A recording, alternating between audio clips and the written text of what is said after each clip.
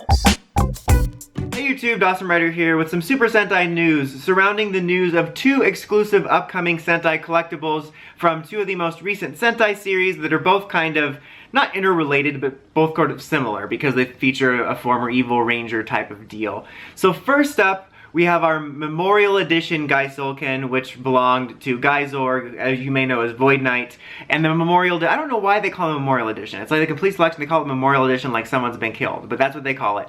But that's coming out, and if you recall, they did one for the Ryusoulken, essentially like a one-to-one replica, like it's closest to actual size you're gonna get. It looks really cool, it's got accurate sounds, it's got a bunch of voices. If I recall, the Ryusoulken actually dialed it back and had a reasonable amount of voices. Like, the complete selection drivers basically play the whole series for you, and it's like, dude, shut up. I mean, I don't understand what they're saying most of the time, but even if I did, I'd be like, this is too much. But it's got a lot of sounds, and it comes with his soul and the Kana soul, I believe, and it's just really cool if you're a huge Ryusoulger fan, or a huge Gaisourg fan, or a huge Void Knight fan.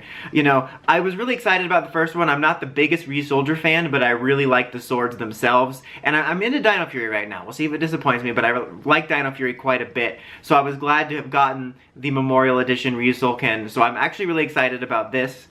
It is definitely pricey, but my advice to you is if you really want this and you can afford it, at least find somewhere to get it as soon as possible. I got mine from Toku Collectibles, so you can put like a half down payment on there. But I say that because just for some quick exclusive advice, which is going to apply to both of these, if you really, really want something like a lot, like you know you're going to be upset that you're not going to get it later on, and you can afford it, try to find somewhere where you can reasonably pre-order it, just because you never know with the exclusives. You know, sometimes they're super easy to get in the aftermarket, sometimes they even do reissues on rare occasions, but other times they can become extremely scarce, and it's really hard to predict. It's just kind of like the way they release figure arts too. It's kind of hard to predict what's going to be exclusive and what's not. You know, there's been times where I've wanted something and said, you know what, I'm going to wait for the aftermarket, and then the price skyrockets on the aftermarket. So I would say try to just think about it, and if you really want it, try your best to get it to ensure it doesn't go even higher in price. But if you kind of medium want it, maybe try the aftermarket. It's just hard to tell, because sometimes there's been things that I thought for sure would go super high price on the aftermarket. It's a popular character, it's a popular driver, but then I found it super cheap on Mandarake or Amiyami pre-owned. And then there's been other times where, like, SH Figure Arts Kamen Rider Guy, nothing against him, but I didn't think he was going to be a popular character, but his price on the aftermarket was redonk. So that's just my advice for that. Even if it's pricey, if you really want it, maybe consider pre-ordering it, just because it could go even higher later.